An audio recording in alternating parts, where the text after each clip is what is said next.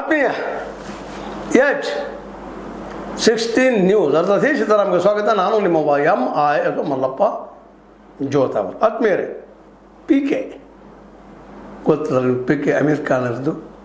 PK ಆಗ್ಯಾ ಕುಡಿದು ಬಂದು ಏನು ಅನ್ನುವಂಥದ್ದು. ಇಲ್ಲೂ ಈ ದೇಶಕ್ಕೆ CJP ಅನ್ನುವಂಥ ಪಕ್ಷ ಅಂದರೆ ಕಾಕ್ರೋಚ್ ಜನತಾ ಪಾರ್ಟಿ ಅಥವಾ ಜನಚಿ, ಇವೆರಡು ಈ ದೇಶಕ್ಕೆ ಹೊಸ ರೂಪ ಕೊಡ್ಬೋದಾ? ಅದ್ರ ರಿಸಲ್ಟ್ ಇವತ್ತು ಕಾಣ್ತಾ ಇದ್ವಿ ನಾವು ದೇಶ ತುಂಬ. ಅದರಲ್ಲೂ ಮುಖ್ಯವಾಗಿ ಉಪಚುನಾವಣೆಗಳು ಆಗಿದೆ. ನಿಮ್ಗೆ ಗೊತ್ತದ, ಬಿಹಾರದಲ್ಲಿ ಭಾಳ ಮುಖ್ಯದ.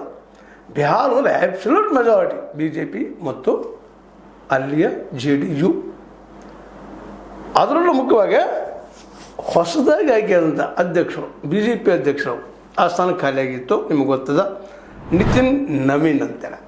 ಆ ನಿತಿನ್ ನವೀನರ ಅಧ್ಯಕ್ಷ ಸ್ಥಾನ ಖುಲ್ಲಾ ಆದ ಜಾಗವನ್ನು ಇವತ್ತು ಅದು ಬಾಂಕಿಪುರ ನಿರಂತರವಾಗಿ 95ರಿಂದ BJP ಪರ ಇದ್ದಂಥದ್ದು. ಇವತ್ತು ಸಹ ಅಲ್ಲೇ BJP ಅಭ್ಯರ್ಥಿ ಸೋತಿದ್ದಾರೆ.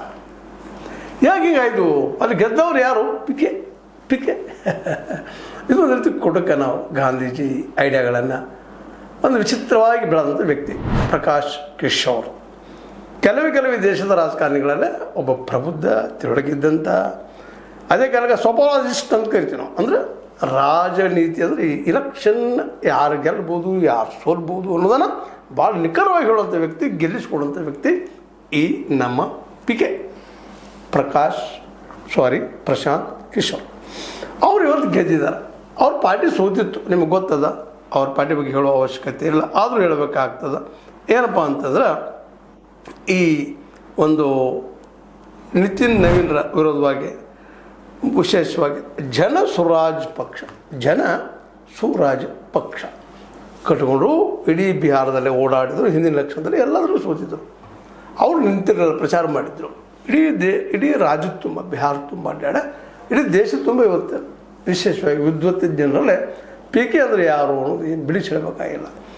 ಇವರಾಗಿರ್ಬೋದು, ಇವ್ರ ಜೊತೆ ಕೇಜ್ರಿವಾಲ್ರಾಗಿರ್ಬೋದು, ಅದೇ ಕಾಲಕ್ಕೆ ನಮ್ಮ ವಿಶೇಷವಾಗಿ ಯಾದವ್ ಅವರಾಗಿರ್ಬೋದು, ಇನ್ನೂ ಅನೇಕ ಜನ ಬರ್ತಾ ಇದ್ದಾರಲ್ಲೇ. ಇಂಥ ಜನ ಎಲ್ಲ ಭಾಳ ರೇರೆಸ್ಟ್ ಆಫ್ ದ ರೇರ್, ಗೆಲ್ಲೋದು ಭಾಳ ಕಡಿಮೆ ಇರೋರು. ಅಂಥದ್ರಲ್ಲೇ